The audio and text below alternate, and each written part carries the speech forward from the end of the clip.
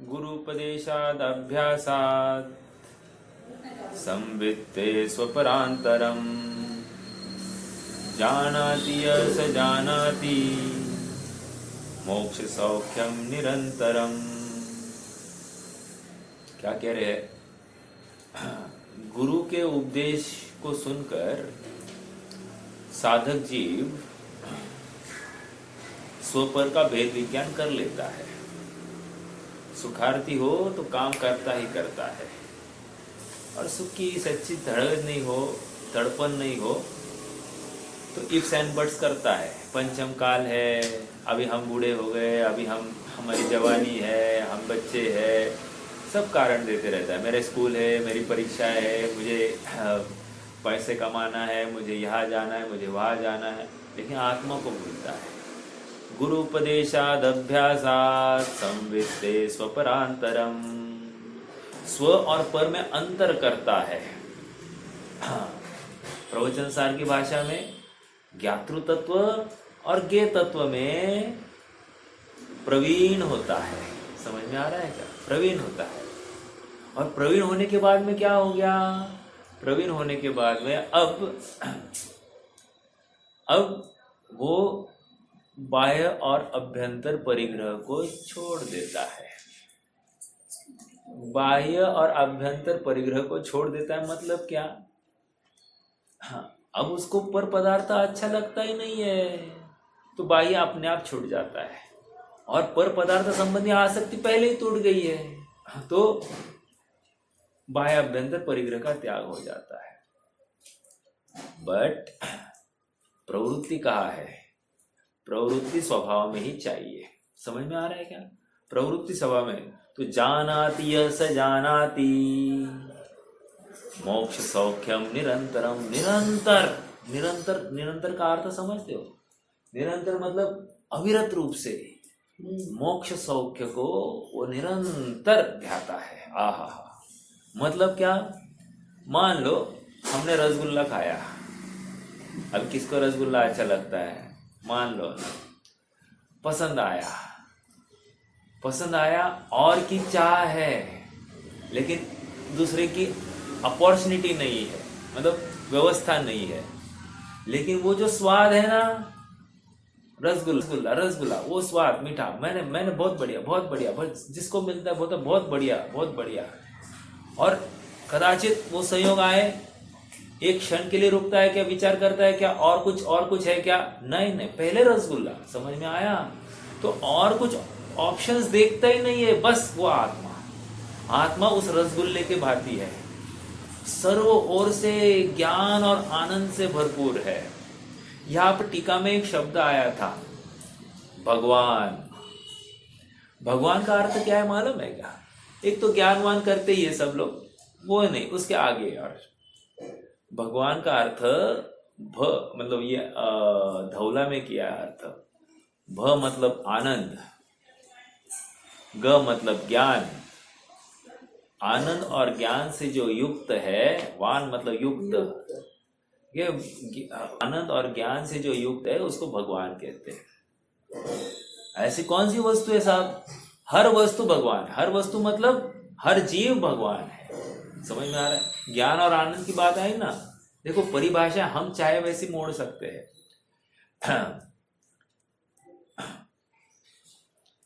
देखो, और एक भगवान का अर्थ क्या है मालूम है क्या? जो स्वयं पूर्ण हो उसको भगवान कहते हैं। ये दूसरी परिभाषा। अभी इस न्याय से सभी द्रव्य स्वयं पूर्ण है तो सभी भगवान है। समझ में आ रहा है क्या? हम उसको मोड़ सकते हैं उस परिभाषा को। अभी यहां पर क्या कह रहे हैं? भ मतलब आनंद, ग मतलब ज्ञान। ठीक है? वैसे भ 24 का भी परिचायक होता है, भ पूर्णता का भी परिचायक होता है। 24 कहकर क्या कह रहे हैं? 24 मतलब 24 तीर्थंकर। समझ में आ रहा है क्या? तो 24 तीर्थंकर का परिचायक है भ। चलो, मुझे क्या कहना है? इतना ही। जो ज्ञान और आनंद से युक्त है उसको भगवान कहते हैं। ये हो गया स्वभावगत भगवान। और एक है पर्यायगत भगवान। हर जीव स्वभावगत भगवान है, किसी में कोई कमी नहीं है, सब में सामर्थ्य उतनी ही भरी है। भली सामर्थ्य भरी है, लेकिन प्रतीति जो करता है उसको काम लाभ होता है। समझ में आ रहा है क्या? जिसको विश्वास ही नहीं है मैं भगवान बन सकता हूं, या अपने भगवत स्वभाव का जिसको निर्णय नहीं है, वो भगवान कैसे बनेगा? नहीं बनेगा। समझ में आया? तो विश्वास, वो कॉन्फिडेंस बहुत जरूरी है। समझ में आया? 14वीं गाथा है, 14वीं। यहां पर इसमें टीका में और एक शब्द है, शुद्ध। मतलब मोक्ष मार्ग में स्थित है, शुद्धोपयोग कर रहे हैं, लेकिन क्या कह रहे हैं? शुद्ध है। वो शुद्ध का अर्थ क्या लेना? कल भी बताया था मैंने। शुद्ध का अर्थ क्या लेना यहां पर? बोलिए।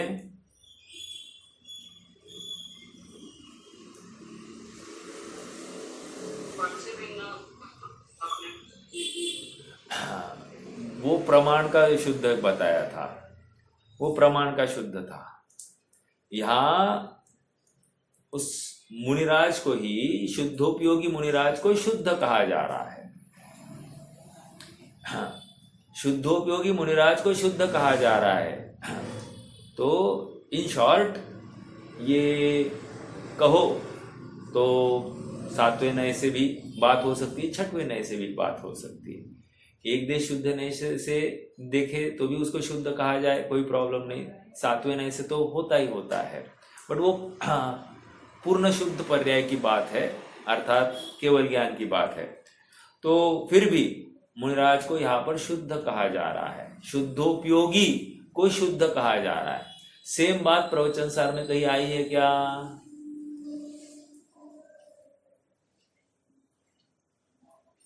ये याद, ये बहुत ब्यूटीफुल गाथाएं है। 7वीं, 8वीं, 9वीं, 10वीं।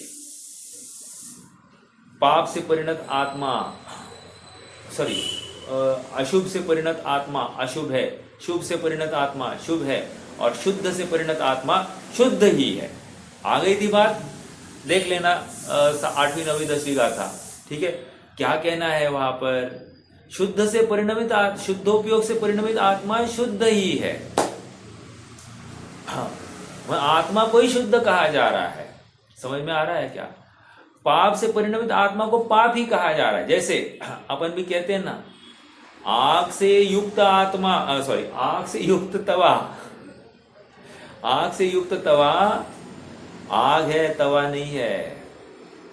समझ में आ रहा है क्या? ये आग है, आग, ये तवा नहीं है अभी, ये आग है। क्यों? आग से युक्त वो तवा, उसी के ऊपर रोटियां सिकती है, तवे के ऊपर थोड़ी रोटियां सिकती, आग के ऊपर सिकती है। सेम वे यहां पर अभेद नय से ये कथन कर रहे हैं। ठीक है, ओके।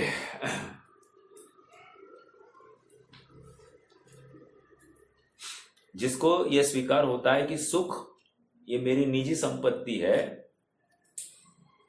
और मेरी निजी संपत्ति का कोई अपहरण कर नहीं सकता, उसको आकुलता नहीं होती, और उसको पर से कोई आशा भी नहीं होती कि ये कुछ करे, ये कुछ करे, ऐसा भी नहीं होता। समझ में आ रहा है क्या? तो अपने सुख का विश्वास होना अत्यंत जरूरी है। वो कॉन्फिडेंस अपने में से आता है, बाहर से नहीं आता है। कोई कितना भी कहे, कोई फर्क नहीं पड़ता। अभी छंद जो बताया था, गुरुपदेशात अभ्यास, गुरु ने उपदेश दिया, इतना तो हुआ, गुरु का काम हो गया, लेकिन अभ्यास किसने किया? गुरु के उपदेश के पश्चात अभ्यास किसने किया? मैंने किया। विश्वास किसको हुआ? मुझे हुआ। विश्वास होने पर ही प्रतीति होती है। समझ में आ रहा है क्या? मैं ये काम कर सकता हूं, ऐसा विश्वास हुए बिना मैं प्रवृत्ति करता ही नहीं। समझ में आ रहा है क्या? मुझे विश्वास ही नहीं है मेरी सामर्थ्य का, तो मैं आगे बढ़ूंगा कैसे? एवरेस्ट जिनको चढ़ना था, विश्वास के बिना चढ़ सके क्या? जो गोताखोर है वो गोते क्यों लगाता है? उसको विश्वास है मैं गहरे पानी में जाकर मैं मोती ढूंढ कर लाऊंगा। समझ में आ रहा है क्या? उसको विश्वास है, तभी तो वो अंदर डुबकी लगा रहा है। जान की बाजी पर, जान भी जा सकती इस कीमत पर भी वो गोते लगा रहा है। उसी प्रकार जब लौकिक व्यवस्था में इतना जीव उद्यमी होता है, तो यहां पर क्यों नहीं? आज देखो ये युद्ध भी हो रहे हैं, हर पार्टी को विश्वास है ना हम जीतेंगे, इनको भी विश्वास है और इनको भी विश्वास है कि हम जीतेंगे, और इसलिए जितने तीव्रता से हमला कर सकते कर रहे हैं, असहिष्णुता। बट मुझे यहाँ पर एक बात रखनी है कि हमको विश्वास करना चाहिए कि मैं ये कर सकता हूं, मैं आत्मा का अनुभव कर सकता हूं, क्योंकि मैं सुख संपन्न वस्तु हूं, मैं ज्ञान संपन्न वस्तु हूं, और इसलिए मेरा ज्ञान मेरा सुख अपने में से प्रकट होता है, बाहर से नहीं होता। मेरी प्रभुता मेरी पूर्णता मुझ में है, बाहर से नहीं है। किसी ने कह दिया तुम संपूर्ण हो इसलिए मैं संपूर्ण नहीं हुआ, समझना। किसी ने कह दिया तुम प्रभु हो इसलिए मैं प्रभु नहीं हुआ, तो किसी ने कह दिया तुम भगवान हो इसलिए मैं भगवान नहीं हुआ। मैं भगवान हूं इसलिए उसने मुझे भगवान कहा है। मैं पूर्ण हूं इसलिए उसने मुझे पूर्ण कहा है। समझ में आ रहा है क्या? अगर मैं पूर्ण नहीं होता तो मुझे कोई पूर्ण कहे तो मजाक उड़ाया गया जाता ना, ऐसा है। ठीक है, चलिए 273 गाथा की चर्चा चलिए। 271 गाथा में श्रमणाभास को संसार तत्व कहा। 272वीं गाथा में श्रमण को मोक्ष तत्व कहा। अब उसी श्रमण को शुद्ध कहा जा रहा है। समझ में आ रहा है क्या? श्रमणाभास को संसार तत्व, श्रमण को मोक्ष तत्व, और उस मोक्ष तत्व का साधन वो शुद्ध। आगे बढ़ने से पहले ना मैं 14वीं गाथा, इसी प्रवचन सार की 14वीं गाथा की बात आपके सामने रखता हूं। देखो बहुत बढ़िया है, सेम बात आपको मिलेगी, सेम बात। हमने अभी जो पढ़ा है ना 273 में, क्या क्या पढ़ा था? एक तो पदार्थों का यथार्थ श्रद्धान करना, एक पॉइंट कहा था। दूसरा पॉइंट क्या कहा था? बाह्य अभ्यंतर परिग्रह का त्याग, 2। और तीसरा पॉइंट क्या कहा था? विषय से विरक्त है, राइट, विषय में अनासक्त है। यही है ना तीसरा पॉइंट? क्या था? एक मिनट, मैं गलत तो नहीं बोल रहा हूं।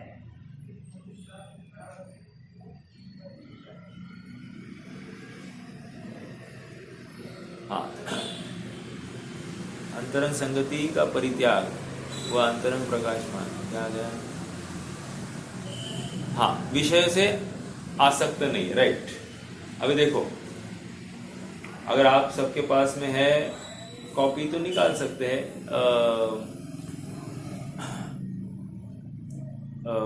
गाथा 79 पेज पर है, 14वीं गाथा। मैं उसका अन्वयार्थ ही पढ़ूंगा। यहाँ पर मेरे पास में अन्वयार्थ है मूल ग्रंथ में। जिन्होंने निशुद्ध आत्मादि पदार्थों और सूत्रों को भली भांति जान लिया है, ओके, जो संयम और तप से युक्त है, 2, जो वीतराग अर्थात राग रहित है, 3, और जिन्होंने सुख दुख समान ऐसे श्रमण को शुद्धोपयोगी कहा गया है। वहां पर शुद्धोपयोगी की बात आ रही है, समझना। और यहां पर उसी शुद्धोपयोगी को शुद्ध कहा जा रहा है, अर्थात शुद्ध स्वरूप का अनुभवन करने वाले को शुद्ध कह रहे हैं। स्वरूप शुद्ध है, लेकिन उस पर्याय को भी, पर्याय से युक्त आत्मा को ही शुद्ध कहा जा रहा है। फिर से 3 बातें आई थी यहां पर भी। पदार्थों और सूत्रों को भली भांति जान लिया है, मतलब क्या? सभी पदार्थों का यथार्थ श्रद्धान किया, राइट, एक बात हो गई। दूसरा, जो संयम और तप युक्त है, संयम और तप युक्त है मतलब बाह्य अभ्यंतर परिग्रह का त्याग कर दिया है, तभी तो संयम धारण करेगा। 2, और वितराग अर्थात राग रहित है, मतलब क्या, विषय में आसक्त नहीं है। 3, सेम बात यहां की वहां है कि नहीं, मतलब ये 14वीं गाथा की टीका, 14वीं गाथा का भाव बराबर यहाँ पंचतंत्र की गाथा की ये तीसरी गाथा में है, बराबर यही मुझे दिखाना था। हाँ, क्यों दिखाना पड़ा, क्योंकि वहां पर भी शुद्धोपयोगी की चर्चा है और यहां पर भी शुद्ध की चर्चा है। शुद्ध की चर्चा साधन के रूप में बताई जा रही है और शुद्धोपयोगी कैसे होते वहां पर वो बताया गया है। At the end of day same बात चल रही है, ठीक है। हाँ जी,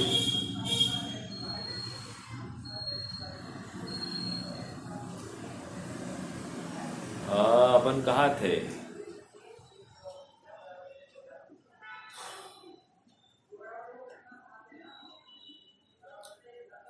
वृंदावन दास जी के छंद को पढ़ना है, ठीक है। पेज नंबर 241, पहले गाथा का पाठ करते हैं। सम्मम विदिद पदत्था चत्ता उवहिम बहिरर्थमज्झत्तम विषये सुणावसत्ता जेते शुद्धातिणे दिट्ठा यथार्थ जाने अर्थ को वो विध परिग्रह दो विध परिग्रह छोड़कर ना विषय में आसक्त वे ही श्रमण शुद्ध कहे गए। देखो, विषय मुझे प्रभावित नहीं करता। मैं जब विषय के ऊपर मैं स्वयं विषय की तरफ मेरी दृष्टि ज्यादा देर रुक जाती है, स्वयं में मुझे उसके प्रति आकर्षण हो जाता है। समझ में आ रहा है क्या? हाँ, मैं हमेशा कहता हूँ, लड़के ने लड़की को बिगाड़ा नहीं, मोबाइल ने बच्चों को बिगाड़ा नहीं। क्यों? विषय कभी बिगाड़ता नहीं है। बच्चा बिगड़ गया तब मोबाइल के ऊपर आरोप आता है, लड़का बिगड़ गया तब लड़की के ऊपर आरोप आता है। समझ में आ रहा है? कहने की बात इतनी है, हम उल्टी बात करते हैं हमेशा, ये लौकिक व्यवहार की बात चलती है। लेकिन समझना यह है कि अपने में खोट आए बिना अपन प्रभावित हो, मतलब विकार को प्राप्त होते ही। समझ में आया? विकार पहले उत्पन्न होता है, बाद में प्रवृत्ति होती है। प्रवृत्ति होने के बाद में विकार होता नहीं है कभी। समझ में आ रहा है क्या? सेम बात देखो, मैंने पहले भी कहा था, किसी की शादी हो गई है, हाँ, अब उनका आपस में नहीं बन रहा है, डेली तू मैं चल रहा है, तो एक कल्पना आ जाती है कि मैं इसके साथ नहीं रह सकता, ये मेरे लिए नहीं है, मैं इसके साथ नहीं रह सकता, इसके अच्छा है कि मैं अकेला रहूं। ठीक है, ये पहली कल्पना आती है, बाद में विभक्त होते हैं। उल्टा ले लीजिए, किसी को शादी करनी, वो क्या कह रहा है, मैं अकेला नहीं रह सकता, कोई ना कोई तो चाहिए साथीदार, तो मैं किसी के साथ रह सकता हूं, पहले कल्पना होती है, बाद में वो शादी कर लेता है। समझ में आ रहा है क्या? कहना क्या है, पहले वो एक थॉट खड़ा होता है, एक विकल्प खड़ा होता है, और उस विकल्प की पूर्ति के लिए फिर पश्चात प्रवृत्ति होती है। उसी प्रकार, उसी तर्ज पर पहले एक विकल्प तो करो कि मैं शुद्ध हूं। समझ में आ रहा है? एक विकल्प तो करो कि मैं शुद्ध हो सकता हूं, एक विकल्प तो करो कि मुझे पर पदार्थों की आवश्यकता नहीं है, एक विकल्प तो नक्की करो कि मैं खाता नहीं, पीता नहीं, सोता नहीं, पसीना नहीं, भूख नहीं, गर्मी नहीं, ठंड नहीं, कुछ नहीं है, राग नहीं, द्वेष नहीं, ये कुछ नहीं हूं मैं, ये शरीर ही मैं नहीं हूं। ऐसे एक विकल्प तो करो। इस विकल्प को किए बिना प्रवृत्ति नहीं होगी। और विकल्प मतलब क्या, उसकी क्या कहे, उसकी तीव्रता की उच्चतम स्तर होनी चाहिए। तीव्रता उस विकल्प के पूर्ति के इच्छा वो उसकी तीव्रतम होनी चाहिए, तभी जाकर ये प्रयास होगा। समझ में आया? हाँ, मैं शरीर से भिन्न हूँ, हाँ मैं खाता पीता नहीं, हाँ मुझे गर्मी मुझ में लगती आती नहीं, अग्नि से मैं जलता नहीं, हाँ हाँ बराबर है, बराबर नहीं चलता है। वैसी प्रतीति करना, वैसा अनुभव करना प्रत्येक क्षण में, क्योंकि यहां पर कह रहे हैं ना, जानाति यस जानाति मोक्ष तत्वम मोक्ष सौख्यम निरंतरम। यहाँ की मतलब इष्टोपदेश का 33वां छंद की बात कर रहा था। वो निरंतर जान रहे हैं, मोक्ष सौख्य को निरंतर वेद रहे हैं। ये तो मैं भी वेद सकता हूं, क्योंकि मेरी वस्तु मेरे पास ही है। मेरी वस्तु आज तक मुझे कभी छोड़कर जाती नहीं, गई ही नहीं है।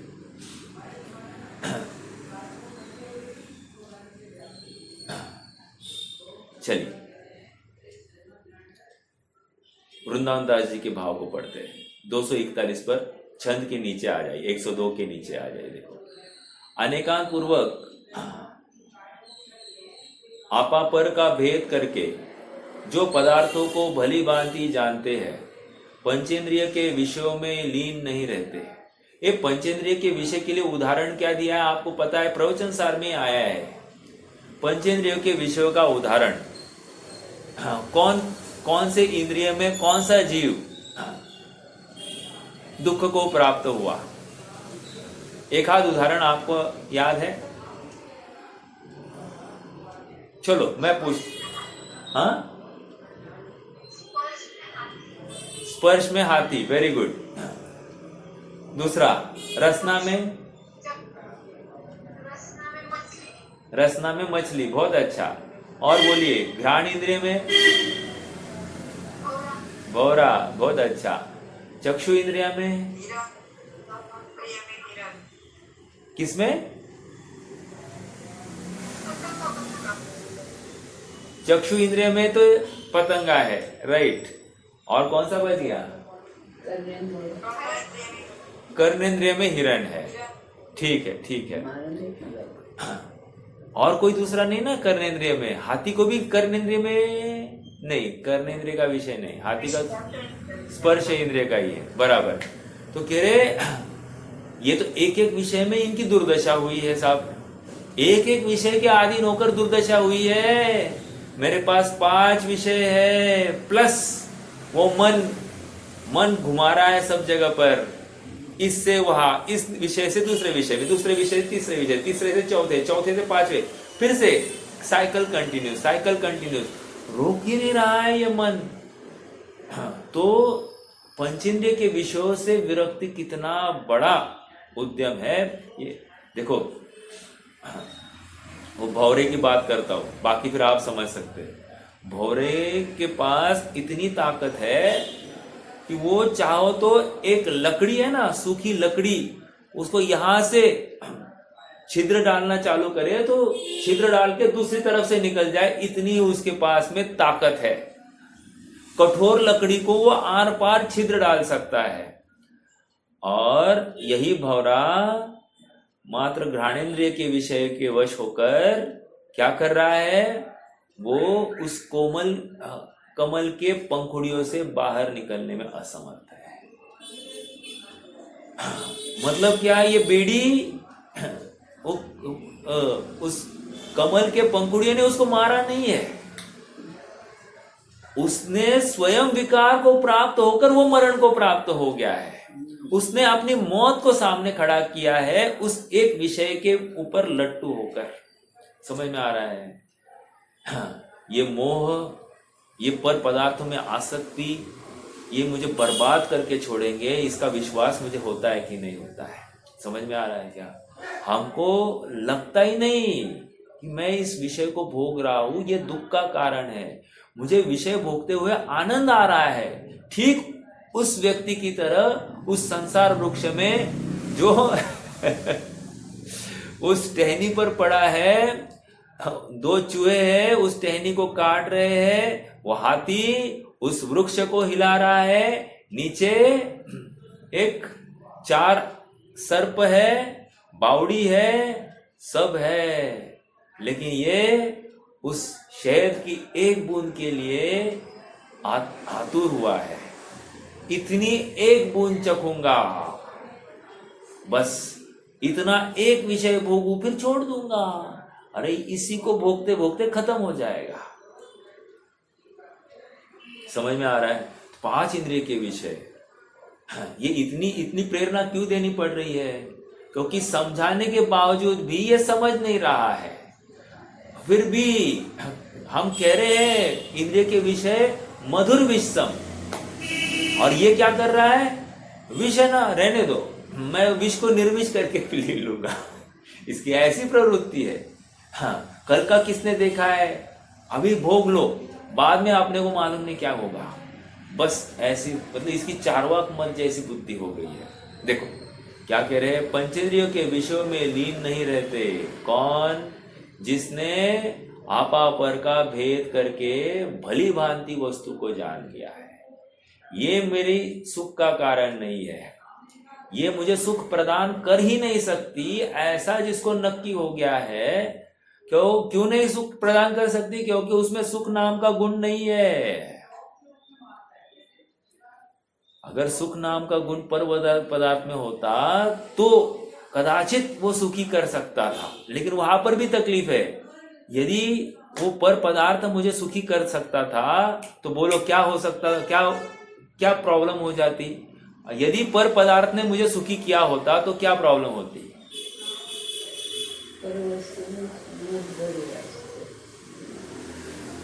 अरे ये तर्क है, तर्क। मेरे ख्याल से 5वें अध्याय में पंडित साहब ने उठाया है। यदि पर वस्तु मुझे सुखी करती तो उस पर वस्तु को चेतन बनना पड़ता। समझ में आ रहा है क्या? वो चेतन हुए बिना वो मुझे सुखी कर ही नहीं सकती। समझ में आ रहा है? क्योंकि सुख नामक गुण एकमात्र चेतन में ही है। अब वो अगली बात कि वो प्रवेश कैसे करे, वो तो अब हम समझ रहे हैं ना, प्रवेश करती नहीं है, फिर प्रवेश कैसे करेगी? वो हमारे पास तर्क है, लेकिन सामने वाले को कहाँ पता है? समझ में आया? तो सामने वाले को तर्क दिया पंडित साहब ने, मतलब वो तो शास्त्रों की बात है, बट फिर भी न्याय के ग्रंथों में यही बात आ गई है ना। पर वस्तु को यदि मुझे सुखी करना है तो पर वस्तु में पहले सुख नामक गुण होना चाहिए, और यदि सुख नामक गुण होता तो फिर वो वस्तु को चेतन बनना पड़ता, अर्थात जड़ भी चेतन हो जाता। समझ में आ रहा है क्या? एक छंद में आया ना, जड़ पर झुक झुक जाता चेतन। मतलब इतना लट्टू होता है उस जड़ के ऊपर कि उसको बाकी अपनी चैतन्य सत्ता का सद्भाव ही नहीं दिखाई देता। चैतन्य सत्ता अपनी सुख संपदा का विस्मरण हो जाता है और पर से ही सुख की कल्पना करता है। समझ में आया? जगत की कोई वस्तु मुझे सुखी या दुखी करने में समर्थ नहीं है, ये गांठ बांधनी जरूरी है।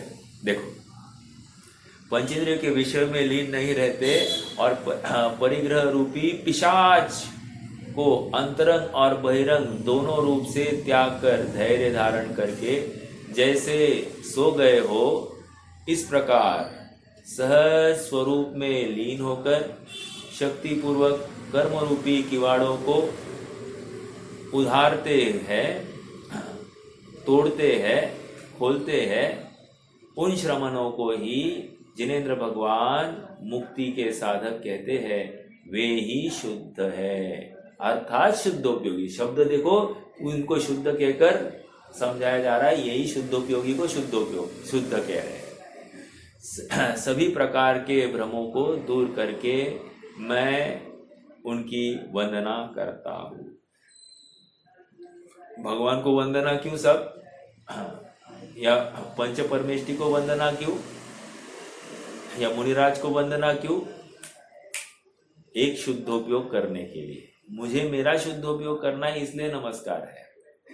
उनको नमस्कार करता रहूंगा तो सुनो, उनको नमस्कार करने का दंड मुझे जरूर मिलेगा। हाँ, दंड मिलेगा मतलब, अरे कर्म बंद होता है कि नहीं होता है? देव दर्शन करने का भी बंद है साहब, फोकट में नहीं है। आपको कुछ तो अदा करना पड़ेगा। अच्छा है ना, फिर निज दर्शन करो। निज दर्शन करने के लिए कोई दंड नहीं है, कोई दंड विधान नहीं, कोई बाधकता नहीं है। ठीक है। हर दिन भर हम क्या करते हैं, मालाएं गूंथते हैं, फिर क्या करते हैं, देव दर्शन करते हैं, फिर क्या भक्ति स्तुति आदि आदि आदि सब चालू होता है। लेकिन निज आत्मा को ध्याने के लिए पुरुषार्थ नहीं करता है, वो विश्वास नहीं है कि मैं ध्यान सकता हूँ, वो झील अंदर में, वो एक उत्कट भावना अपने को पाने की नहीं है ना जीवन को। समझ में आ रहा है। जगत में 2 रुपया मतलब पैसा कमाने के लिए कितना भागता है, कितना दौड़ता है, और यहाँ आत्मा फ्री ऑफ कॉस्ट मिलने वाला था, उसके लिए कुछ भी पुरुषार्थ नहीं करता है, पुरुषार्थहीन हो जाता है, अपनी शक्ति गवा बैठता है, उसको लगता है कि नहीं मैं नहीं कर सकता। हाँ, 2 मिनट के लिए वो सामयिक में बैठ जाए तो कब आंखें खोलूं, कब आंखें खोलूं होने लगता है। विचार करो, मतलब संस्कार कितना गहरा है विषयों का, और विषयों से हटकर फिर स्वभाव में आना है, मतलब कितना उसको बारंबार स्वयं को चेताना पड़ेगा, ये बात है। ठीक है।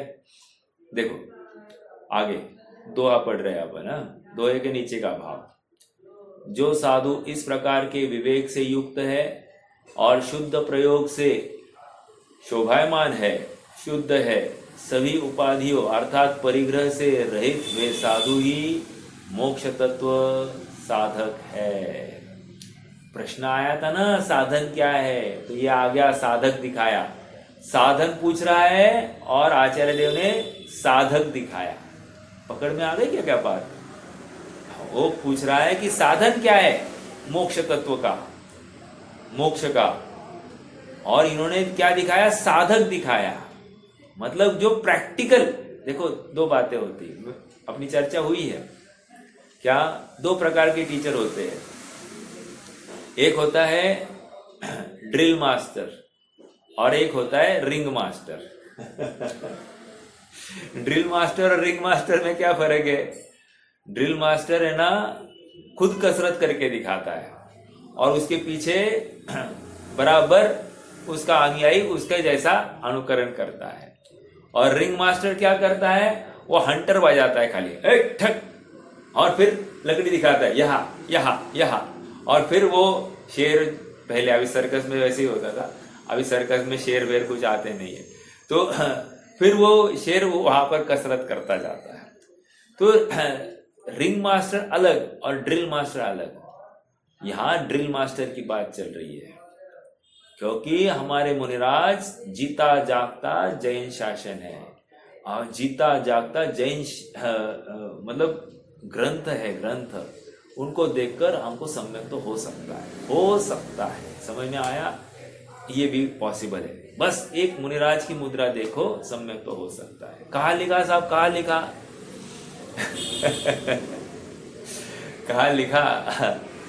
मोक्ष मार्ग मोक्ष मार्ग प्रकाशक पेज नंबर 7 पर देख लेना, वहां पर लिखा है नीचे बॉटम में, कह रहे ऐसे भगवान निज और पर के लिए सम्यक्तों का कारण बन जाते हैं। ठीक है।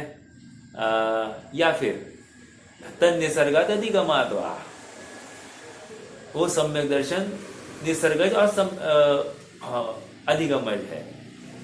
और सम्यक्तों के कारणों की जहां पर चर्चा चली है, तो वहां पर बात आई कि सम्यक्तों के कारणों में वहां पर प्रतिकूलता है, वेदनानुभव 1, जाति स्मरण 2, और तीसरा देव रिद्धि दर्शन। देव रिद्धि दर्शन, ये बातें आई। आदि कहकर और जैसा कुछ हो, सम्यक तो ये लिए कारण बताया। तो देव दर्शन, देव की रिद्धि का दर्शन, समझ में आया। फिर जाति स्मरण और फिर वेदनानुभव। वेदनानुभव से कहा हो सकता है, कहा हो सकता है वेदनानुभव से? नरक में। मनुष्य में नहीं हो सकता वेदनानुभव से। हाँ, मनुष्य पर्याय में भी हो सकता है वेदनानुभव से। ओ, इन बातों की मुझे खबर ही नहीं थी। मुझे लगता था वेदना आई तो मुझे वेदना को दूर करना, उसके बाद में मैं भेद विज्ञान करूंगा। नहीं कह रहे। वेदना चलेगी उस समय में तो जाननहारा है ना, वो जाननहारा तू है। जिसमें वो ज्ञान हो रहा है ना वेदन का, दर्द का, वो जाननहारा तू है। उस जाननहारे को पकड़, हो गया सो पर भेद विज्ञान। और फिर बाहर का दर्द अंदर आता ही नहीं है, आता ही नहीं है। विश्वास तो करो। देखो कदाचित है ना, क्या होता है मैं आपको बताता हूँ। हमारी शक्ति की कमी कैसे होती है बताता हूँ। क्या होता है, मान लो सरदर्द हो रहा है, बहुत सरदर्द हो रहा है, तो शास्त्र की बात याद आ जाती है, या कोई हमको प्रेरणा देने वाला आ जाता है, एक काम करो ना, भेद विज्ञान करो। तुम शरीर हो, शरीर नहीं हो, तुम आत्मा हो, ऐसा नक्की करो और शरीर से पूरा अलिप्त अपने को अनुभव करो। तो एक क्षण के लिए वो अपने को अलिप्त कर लेता है, तो उतने क्षण मात्र के लिए वो दर्द कम भी हुआ है, हाँ कम हुआ है, क्यों पूर्णतः एकदम से अलिप्त थोड़ी हो सकता है, तो कम तो उसको अनुभव हो रहा है। अगले समय फिर से दर्द होने लग गया, फिर उसके अगले समय दर्द।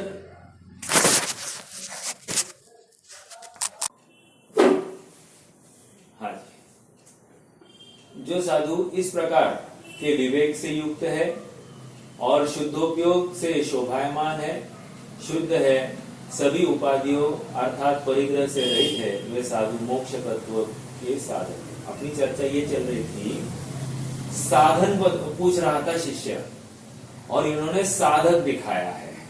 ठीक है, ऐसी होती है। मतलब कैसे थे वे मुनिराज, सर्वार्थ सिद्धि का मेरे ख्याल से स्टार्टिंग है।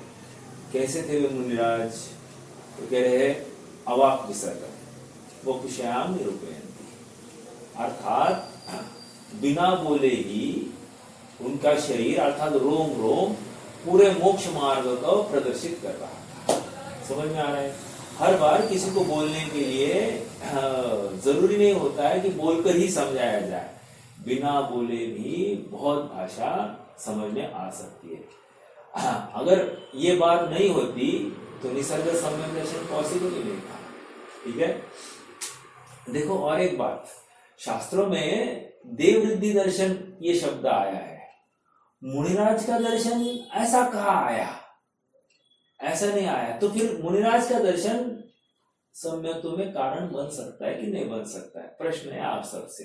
वैसे मैंने तो उत्तर दे दिया, लेकिन आपको लगता है क्या कि मुनिराज का दर्शन करने से भी मोक्ष मतलब सम्यक्त्व का कारण बन सकता है?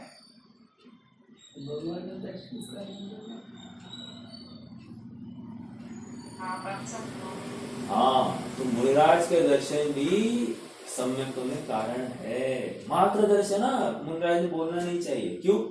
उनकी जैसी मुद्रा है, जैसे भगवान की मुद्रा है वैसी उनकी मुद्रा है कि नहीं है, कोई फर्क नहीं है।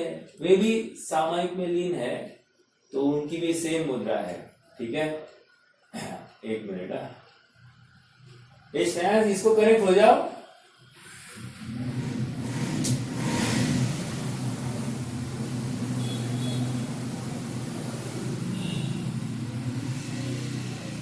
हाँ देखो, इसको कनेक्ट हो जाओ।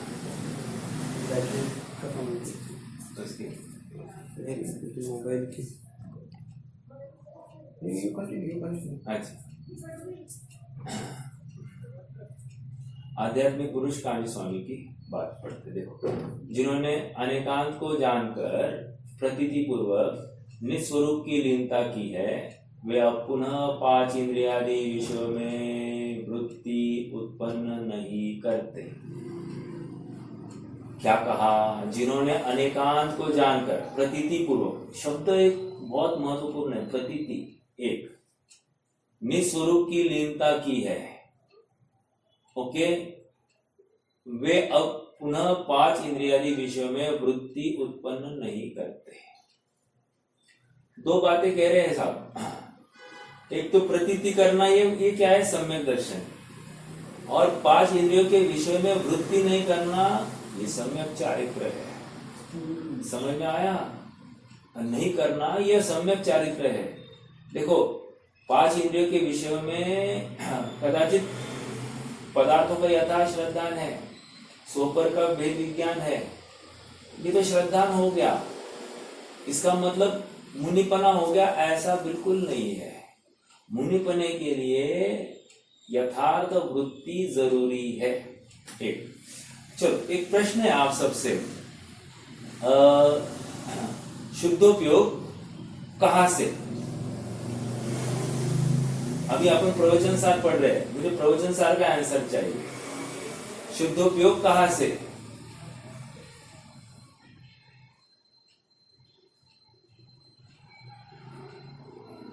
कोई बता सकता है? वैसे जो हमने पढ़ रखा है वो बोल सकते हैं आप, कोई प्रॉब्लम नहीं है वैसे, बट अपेक्षा बोलना। हाँ, मैं शुद्धोपयोग की बात कर रहा हूं साहब। सम्यक दर्शन और शुद्धोपयोग में कुछ फर्क है क्या?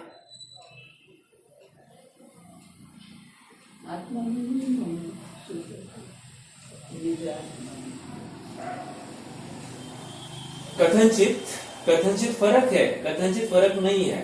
अपेक्षा क्या है सब? सम्यक दर्शन ये श्रद्धा गुण की पर्याय है और शुद्धोपयोग ये चारित्र गुण की पर्याय है। इस न्याय से फर्क है, समझ में आया? बट शुद्धोपयोग हो गया मतलब सम्यक दर्शन हो गया, ऐसा हम बराबर मान दे। क्यों?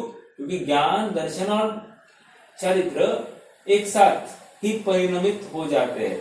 मतलब सबका सर्व गुणांश से सम्यक हो, मतलब सभी गुणों का सम्यक रूप से परिणमन होना, उसी को सम्यक तो कहते हैं। अर्थात सभी शुद्धता की तरफ झुके हैं। अर्थात यह वर्तमान पर्याय जो है, वर्तमान पर्याय ने पूर्णतः अपने शुद्ध स्वभाव को ध्यान लिया है।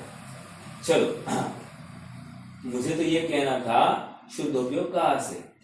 तो शुद्धोपयोग अध्यात्म के ग्रंथों में शुद्धोपयोग चौथे गुणस्थान से कहा है। क्या कहा?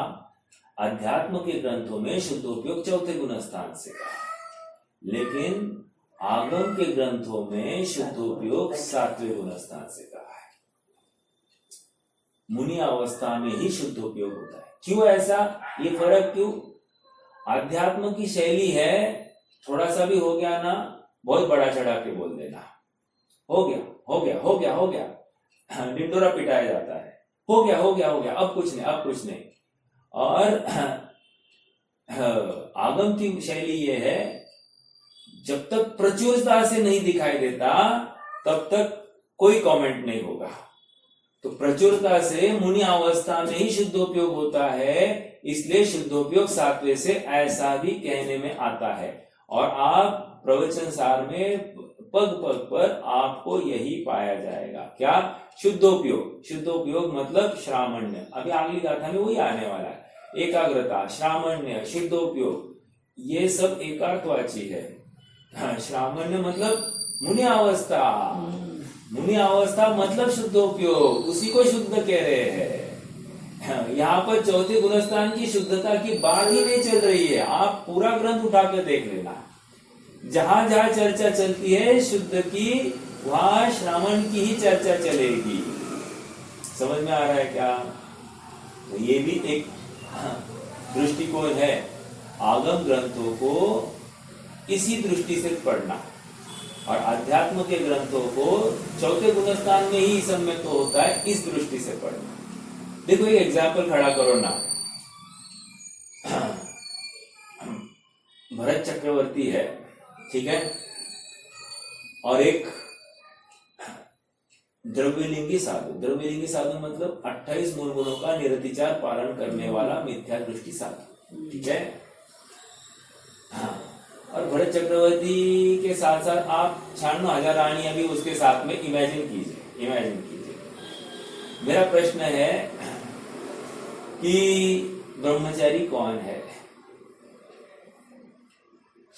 ब्रह्मचारी कौन है?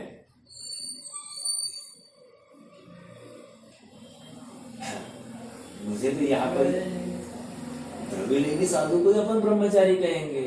वो 96,000 के साथ साथ अपन कैसे उसको ब्रह्मचारी कह सकते हैं? हालांकि अध्यात्म उसको ब्रह्मचारी बोल देता है, उत्तम ब्रह्मचर्य उनकी भी खड़ा हुआ है ऐसा बोल देता है। हाँ, एक देश उनका भी उत्तम ब्रह्मचर्य है, उसमें विरोध नहीं है, बट प्रचुरता कहाँ है?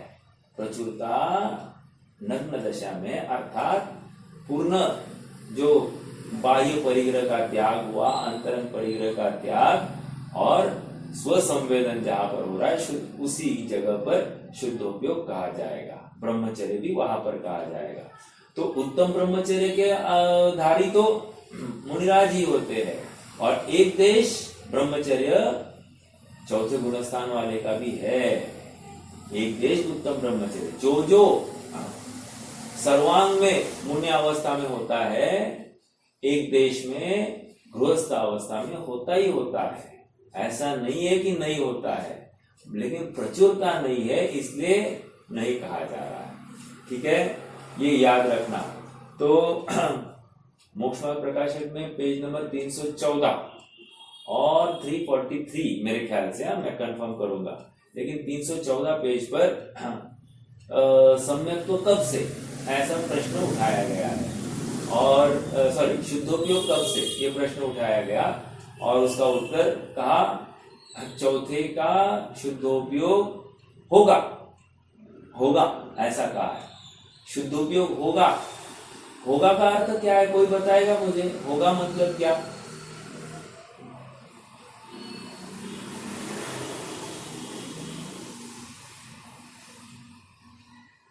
कोई बता सकता?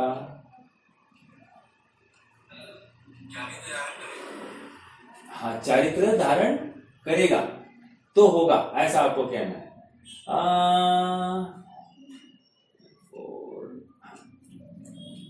एक मिनट। हाँ, क्या पेज बराबर वही निकला, देखो। हाँ, चारित्र देखो ऐसा है, हाँ, होगा मतलब अभी है, लेकिन सबको जब दिखाई देगा उसको होगा कहते हैं। समझ में आ रहा है क्या क्या कह रहा हूं मैं? सबको दिखाई देगा। देखो अभी बच्चा जन्मा है क्या? नहीं जन्मा है। बच्चा जब दिखाई देगा तब बच्चा जन्मा ऐसा कहने में आया, लेकिन बच्चा कब आया है पेट में माँ के? वो तो बस 9 महीने पहले ही आया है, लेकिन जब सारी दुनिया को दिखाई देने लगेगा तब उसका जन्म हुआ कहा जाता है। बराबर सेम तर्ज पर शुद्धोपयोग तो पहले ही हुआ है चौथे में, लेकिन सारी दुनिया को कहा दिखाई दिया? सारी दुनिया को छोड़ो, प्रचुरता से कहा हुआ? प्रचुरता से 7वें में हुआ। तो फिर 7वें में शुद्धोपयोग होता है ऐसा कहने में आता है। देखो मैं यहाँ पर पढ़ रहा हूं, पेज नंबर 314 है, मोक्ष मार्ग प्रकाशक। यह प्रश्न है कि असंयत सम्यक दृष्टि के चारित्र नहीं है, क्यों? नाम ही है अविरत सम्यक दृष्टि। समझ में आ रहा है क्या? असंयत सम्यक दृष्टि के चारित्र नहीं है, किस अपेक्षा से कहा जा रहा है? शब्द नहीं, शब्दशः अर्थ ही निकल रहा है कि चारित्र नहीं, असंयत, अविरत, राइट? तो अविरत सम्यक दृष्टि के चारित्र नहीं है। चारित्र मतलब मुनि दशा वाला चारित्र नहीं है। ठीक है, हाँ, उसको मोक्ष मार्ग हुआ है या नहीं? समझ में आ रहा है क्या? उसको मोक्ष मार्ग, आप क्या कहोगे, इसको मोक्ष मार्ग है कि नहीं है? उत्तर देखो, समाधान बराबर बीचों बीच। किसी के पास होगा मोक्ष मार्ग प्रकाशक तो खोलिए 314 पेज नंबर पर। ठीक है, देखो समाधान, मोक्ष मार्ग उसके होगा, यह तो नियम हुआ। नियम हुआ मतलब अभी है लेकिन दिखाई नहीं दे रहा है, इसलिए मोक्ष मार्ग उसका होगा। यह तो नियम हुआ, नियम मतलब नियम से होने वाला है। ठीक है, गारंटी दे रहे हैं ना यार। देखो जो मोक्ष मार्ग में ही स्टार्ट ही नहीं की गाड़ी में बैठा ही नहीं है, तो उसका कैसे होगा कहेंगे? सबसे पहले गाड़ी में बैठना पड़ेगा। ये गाड़ी में बैठ गया है, ठीक है, तो मोक्ष मार्ग उसके होगा। यह तो नियम हुआ, इसलिए उपचार से इसके मोक्ष मार्ग हुआ भी कहते हैं। उपचार से शब्दों के ऊपर गौर करना, मतलब सचमुच मोक्ष मार्ग नहीं कहा जा रहा है, उपचार से कहा जा रहा है। उपचार मतलब अध्यात्म ग्रंथों में ऐसा कथन चलता है। ठीक है, हाँ, परमार्थ से, अब परमार्थ से मतलब आगम ग्रंथों की बात चलेगी। परमार्थ से सम्यक चारित्र होने पर ही मोक्ष मार्ग होता है। अरे बाप रे, अब क्या कह रहे हैं? सम्यक चारित्र होने पर, सम्यक चारित्र होने पर ही क्या कहा गया भाई, मोक्ष मार्ग होता है। जैसे किसी पुरुष को किसी नगर चलने का निश्चय हुआ, इसलिए उसको व्यवहार से ऐसा भी कहते हैं कि वह उस नगर को चला। निश्चय हुआ मैं आज औरंगाबाद जाऊंगा, सॉरी आज मतलब कर जो कुछ है तो आज जाऊंगा, ये मात्र निश्चय किया ना मैंने, नक्की किया, गाड़ी भी नक्की की, सब कुछ नक्की हुआ है, लेकिन मैं निकला नहीं ना। तो कह रहे हैं किसी नगर जाने का निश्चय, इसलिए उसको व्यवहार से ऐसा भी कहा जाता है कि यह उस नगर को चला। परमार्थ से मार्ग में गमन करने पर ही चलना होगा। उसी प्रकार असंयत सम्यक दृष्टि को वितराग भाव रूप मोक्ष मार्ग का श्रद्धान हुआ है। देखो शब्द के ऊपर गौर करना, वितराग भाव रूप मोक्ष मार्ग का श्रद्धान हुआ है, इसलिए उसको उपचार से मोक्ष मार्ग ही कहते हैं। परमार्थ से वितराग भाव रूप परिणमित होने पर ही मोक्ष मार्ग होता है। वितराग भाव मतलब क्या? बाह्य अभ्यंतर परिग्रह का त्याग। वितराग भाव मतलब क्या? 5 इंद्रियों के विषय से निवृत्त, 100% निवृत्त। हाँ देखो, चौथे गुणस्थान वाला 5 इंद्रियों के विषय में प्रवृत्त दिखाई दे सकता है, 5वें गुणस्थान वाला 5 इंद्रियों के विषय में विरक्त, मतलब विरक्त कह रहा हूं, उसमें प्रवृत्त दिखाई दे सकता है। लेकिन 6वें 7वें गुणस्थान में 5 इंद्रियों के विषय में प्रवृत्ति नहीं ही दिखाई देगी। समझ में आ रहा है क्या? ये इसलिए वितराग भाव रूप परिणमित होने पर उसको मोक्ष मार्ग कहा जाएगा। आगे देखो, तथा प्रवचन सार में भी तीनों की एकाग्रता होने पर ही मोक्ष मार्ग कहा है। Underline this word, this is the striking point. ये पूरे प्रवचन सार ग्रंथ की एक महत्वपूर्ण मार्गदर्शक तत्व है। प्रवचन सार ग्रंथ में तीनों की एकाग्रता होने पर ही मोक्ष मार्ग कहा है। इसलिए यह जानना कि तत्वाश्रद्धान ज्ञान बिना तो रागादि घटाने से मोक्ष मार्ग नहीं है, और रागादि घटाए बिना तत्वाश्रद्धान ज्ञान से भी मोक्ष मार्ग नहीं है। तीनों मिलने पर साक्षात मोक्ष मार्ग होता है। समझ में आ रहा है क्या? देखो देखो देखो, बस बात अभी खत्म करूं। ये कह रहे हैं राग द्वेष घटे बिना ज्ञान दर्शन नहीं हो सकता, और ज्ञान दर्शन हुए बिना राग आदि घट नहीं सकते। समझ में आ रहा है क्या? विषयों से विरक्त होना पड़ेगा, अर्थात ये विषय मैं भोगता नहीं ऐसा निर्णय पहले करना पड़ेगा। मैं भोजन करता नहीं, मैं खाता नहीं, पीता नहीं, नहाता नहीं, अग्नि मुझे जलाती नहीं, सारे निर्णय भूख नहीं, प्यास नहीं, राग नहीं, द्वेष नहीं, जन्म नहीं, जरा नहीं, मृत्यु नहीं, ये सारे निर्णय कहाँ करने? पहले निर्णय करने। समझ में आया? उसके बाद में ज्ञान दर्शन होगा, और उसके बाद में फिर चारित्र होगा, फिर अपने को उस रूप भी प्रवृत्ति होगी। ज्ञान दर्शन हुआ तो प्रवृत्ति कदाचित नहीं हो, और एक बार ज्ञान दर्शन होने के बाद में कालांतर में प्रवृत्ति होगी, तभी मोक्ष मार्ग चालू हुआ, ऐसा कहा जाए। समझ में आया? बहुत इंपॉर्टेंट बात है। कहीं भी छल ग्रहण नहीं करना, अपेक्षा को ग्रहण करना। जिनागम इज ऑल अबाउट अपेक्षा। अपेक्षा जहां पर है वहां पर वाद विवाद नहीं। जहां पर एकांत आ गया वहां मिथ्या एकांत। जहां पर एकांत आ गया और भाव नहीं समझ में आया तो निरंतर वाद विवाद के कारण बन जाते हैं। ठीक है? आज जितना भी पंथवाद है, जितना भी तू मैं चल रहा है, ये नहीं वो नहीं, इसका एकमात्र आधार एकांत ग्रहण है। समझ में आ रहा है? अपने यहाँ पर तो गधा भी जैन बन जाता है। क्या कहा? गधे को भी जैन क्या हो सकता है? गधा, घोड़ा, हाथी, शेर, बिल्ली सब जैन हो सकते हैं। हमारे यहाँ पर कोई कंफ्यूजन नहीं है। क्यों? अरे समो शरण में 12 कोटों में तिरंचों का कोट है ना, क्यों भूल जाते हैं अपन कि वो भी जैन है? इसलिए पंथवाद लाना नहीं कही, अरे ये अन्यमति है, ये अन्यमति। No no no no no. जिसको वस्तु स्वरूप समझ में आया, जो प्रकृति के अनुसार चल रहा है, वो जैन। समझ में आ रहा है? बस जिसने मात्र दिगंबरपुर में जन्म लिया है इसलिए ये जैन, नो नो नो, ऐसा टैग किसी मतलब वस्तु स्वरूप में नहीं है। वस्तु स्वरूप यही कह रहा है कि जो वस्तु को यथार्थ समझे, जाने, अनुभवे, प्रतीति करे, वो जैन। समझ में आ रहा है? ठीक है। अब वाद विवाद अभी कारण नहीं बनेगा फिर, ठीक है? नहीं तो वाद विवाद निरंतर है, निरंतर। चलिए, कोई प्रश्न है तो रख सकते हैं, नहीं तो जिनवाणी स्तुति। हाँ बोलिए बोलिए।